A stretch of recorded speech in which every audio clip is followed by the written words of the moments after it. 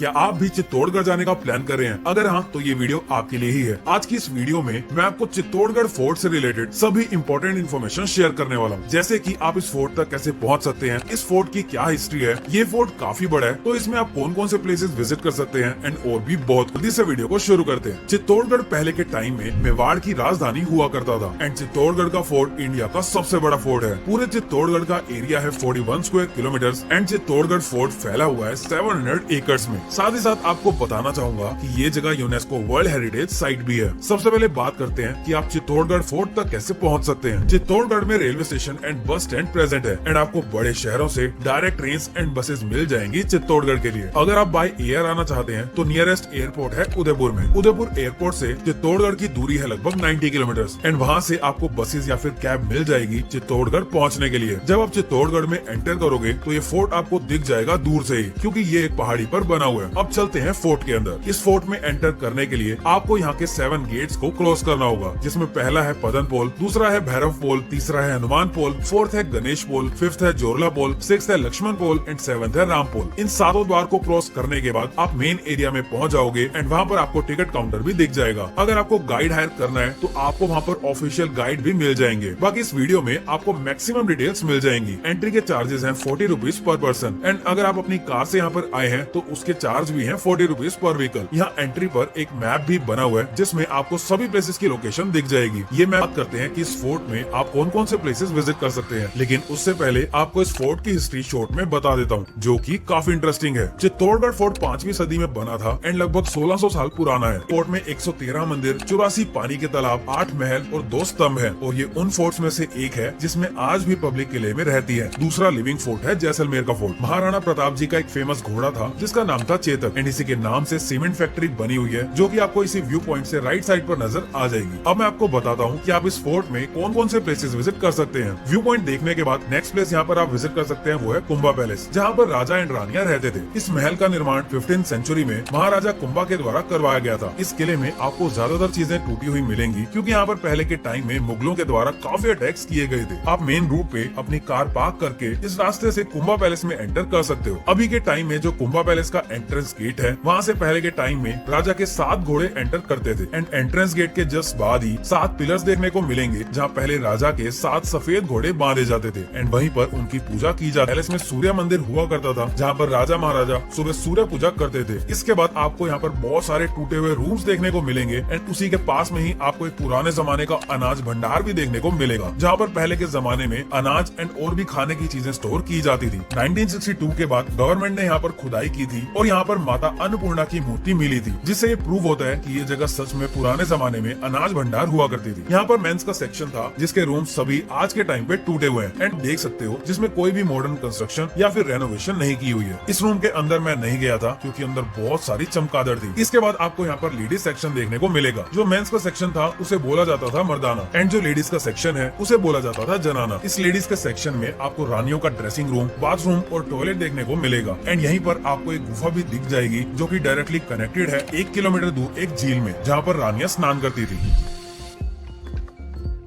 1962 में इस गुफा को गवर्नमेंट के द्वारा बंद कर दिया गया था। आओ आपको ये लेडीज सेक्शन का रूम दिखाता हूँ, जिसकी छतें तोड़ दी गई थी। यहीं पर आपको ये विंडोज भी दिख जाएंगी फ्रेश एयर के लिए। इसमें पहले पत्थर की जाली भी होती थी। इस पैलेस का निर्माण लाइमस्टोन से किया गया है। पहले जब सीमेंट नहीं था तो लाइमस्टोन को एक दूसरे से जोड़ने के लिए चूने का इस्तेमाल किया जाता था। कुंभा पैलेस के एक सेक्शन से आपको मीराबाई का महल भी दिख जाएगा, जो कि श्री कृष्ण की बहुत बड़ी भक्त थी। वो महल अभी आप स्क्रीन पर देख सकते हो। इसके बाद आपको यहाँ पर एक बहुत बड़ा सा ग्राउंड देखने को मिलेगा, जहाँ पर पहले के समय में राजा का दरबार लगता था सभी जनता के साथ। अभी के टाइम में यहाँ पर लाइट एंड साउंड शो होता है, जिसकी टाइमिंग्स रहती है शाम के 6:30 से 7:30 के बीच में। कुंभा पैलेस का मेन एंट्रेंस गेट अभी आप स्क्रीन पर देख सकते हो, जिसका नाम है त्रिपोलिया गेट। पुराने जमाने में यहीं से राजा महाराजा एंटर करते थे। अब कुंभा पैलेस से चलने के बाद आप क्रॉस करोगे बड़ी पोल एंड लेफ्ट साइड पे आपको जैन टेम्पल नजर आएंगे, जहाँ पर टोटल 27 टेम्पल्स बने हुए 11th सेंचुरी से। इसको क्रॉस करने के बाद आपको नेक्स्ट प्लेस देखने को मिल जाएगा, जो की है विजय स्तंभ। ये है एंट्री गेट इस जगह का एंड आपको यहाँ पर अपनी टिकट शो करनी होगी। ये मीनार ईयर 1448 में मालवा और गुजरात की सेनाओं पर अपनी विजय को यादगार बनाने के लिए राजा कुंभा के द्वारा बनवाया गया था। ये मीनार 9 मंजिला है एंड 122 फीट ऊंची है। ये बिल्डिंग राजस्थान पुलिस का लोगो भी है। इसके पास में ही आपको नेक्स्ट प्लेस देखने को मिल जाएगा जो की है जोहर स्थल। बताया जाता है कि आज से 500 साल पहले यहाँ पर 38 फीट गहरा गड्ढा होता था एंड यही जगह थी रानियों का जोहर करने की। यहाँ पर आपको लिखा हुआ भी दिख जाएगा जोहर स्थल। तो जब भी किले में राजपूत सेना हार जाती थी तो यहाँ पर आग लगा दी जाती थी एंड रानियां अपने बच्चों के साथ उस आग में कूद जाती थी। कहा जाता है कि तीनों जोहर यहीं पर हुए थे एंड गवर्नमेंट ने खुदाई की थी तो यहीं पर जोहर का प्रमाण भी मिला था। तो इसीलिए हर साल मार्च के मंथ में यहाँ पर जोहर मेला लगता है। राजपूत परिवार के लोग आते हैं एंड उनके सामने हवन कुंड जोहर पूजा की जाती है। इसी ग्राउंड में आपको 2 प्लेटफॉर्म भी देखने को मिल जाएंगे जो की है राज परिवार का शमशान घाट। एक तरफ राजाओं की डेड बॉडी जलाने के लिए और दूसरी तरफ रानी की। बेसिकली ये उस टाइम का शमशान घाट था। हिंदू कल्चर के अकॉर्डिंग शमशान के पास एक मंदिर एंड कुंड होता था, वो दोनों ही यहाँ पर मौजूद है। इस ग्राउंड के जस्ट साथ आप शिव मंदिर देख सकते हैं एंड उसके बारे में कुछ खास बातें आपको बताता हूँ। ये मंदिर 11th सेंचुरी में बना था एंड लगभग 1000 साल पुराना है। इस मंदिर के अंदर जो स्टेचू है वो यूनिक स्टेचू है। ऐसी मूर्ति पूरी दुनिया में 2 जगह पर है, चित्तौड़ के टेम्पल में और मुंबई के एलिफेंटा केव्स में। इस मंदिर की स्पेशल बात यह है कि जैसे सब शिव टेम्पल में शिवलिंग होता है, इस टेम्पल में शिवलिंग नहीं है। शिव जी के मानव रूप में त्रिमूर्ति है। भगवान शिव जी के 3 रूप दिखाए हैं, Brahma, Vishnu and Mahesh, generator, operator and destroyer यानी कि गॉड। ये जो टेम्पल पे आप कार्विंग्स देख सकते हो ये सब ओरिजिनल है। इंडिया में टेम्पल बनाने के 2 स्टाइल हैं, इंडो एंड आर्यन। इस मंदिर में दोनों आर्किटेक्चर हैं। फ्रंट से अगर देखोगे तो ये सोमनाथ स्टाइल में है और पीछे की साइड से पूरी जगन्नाथ के स्टाइल में। इसके बाद इसी टेम्पल के पीछे आप गोमुख झील भी देख सकते हैं जो कि एक नेचुरल स्प्रिंग है जहाँ पानी खुद से आता है। पुराने जमाने में यहाँ पर लोग शमशान घाट के बाद स्नान करने के लिए आते थे। टोटल 84 लेक्स हैं किले में, जिसमें से 83 लेक्स बारिश पे डिपेंड करती हैं। लेकिन बस यही लेक है जिसमें पानी नेचुरली आता है, जो कुंभा स्नान करने आती थी खास मौके पे, जैसे कि एकादशी की पूर्णिमा पर। अब चलते हैं नेक्स्ट प्लेस की तरफ जो की है पद्मिनी पैलेस एंड इसी के रास्ते में राइट साइड पे आपको हाथी कुंड भी नजर आएगा एंड लेफ्ट साइड पर बावड़ी। इसके बाद कुछ दूर चलते ही आपको राइट साइड पर सेनापति का महल भी नजर आएगा एंड उसके जस्ट सामने एक तालाब भी है जो कि सेनापति के लिए ही था। फिर थोड़ा और आगे जाने पर आपको इस किले का सबसे पुराना टेम्पल नजर आएगा जो कि है काली माता टेम्पल एंड ये बना था 8वीं शताब्दी में एंड ये है इस टेम्पल की एंट्रेंस। इसके बाद फाइनल में देखा था Kumbha palace. Winters and monsoon के टाइम पर रानी पद्मिनी वहीं पर रहती थी एंड ये पद्मिनी पैलेस है समर पैलेस एंड समर्स के 4 महीने रानी पद्मिनी यहीं पर रहती थी। ये महल आप देख सकते हैं जो कि पानी के एकदम बीच में बनाया गया है एंड यहाँ पर रानी पद्मिनी नाव से जाती थी एंड इस महल के सामने जो जगह आप देख रहे हैं वहाँ पर रानी की दासियां एंड सैनिक रहते थे। अब गेट एंड यहाँ पर एंटर करते ही जो लेफ्ट पार्ट है उसे बोला जाता है मर्दाना पार्ट एंड